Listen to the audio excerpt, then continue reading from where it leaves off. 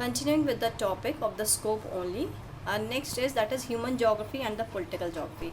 These are the different branches of the geography, that is the political geography, historical geography, population geography, settlement geography. In this all the parts of geography, types of geography, human beings have taken an important part. All the branches of the geography without the human geography, that without the human beings all the branches of the geography are unimportant. First, in the political geography, we study about the political phenomena, political boundaries, creation and transformation of political regions into the administrative regions. How these political boundaries have formed, how these political regions have formed, and how the administrative centers have formed. First, the changes into the villages, then in the towns, and then so on. So, how these all regions have been formed. And next comes historical geography. Historical geography, in this we study about the poverty, health, education, and livelihood.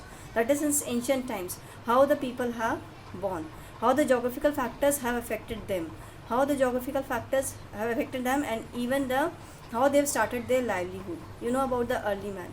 Early man, he was first hunter and gatherer.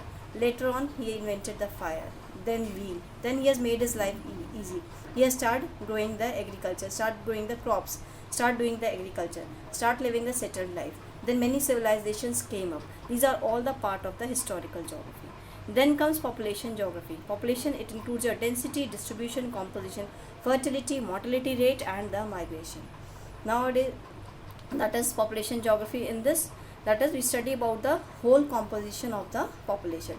How many children are there, how many adults are there, how many old age people are there, how much population is working, how many females are there, how many males are there, how much children that are going to school, how many are working, how much is non-working population, how much old age people are there, how much is the mortality rate. Nowadays, that is, coronavirus is increasing day by day.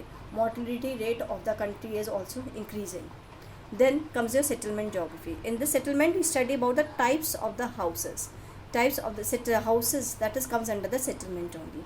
Their size, their distribution, function, and hierarchy. That how they increases. What is their function? First, villages are formed, then towns are formed, then the cities are formed, and then metropolitans are also formed. They are basically classified on the basis of the population only. All the types of the, that is your settlements. So, in the human geography, we have studied about the nature and scope of the human geography. That is in the first chapter of your class 12.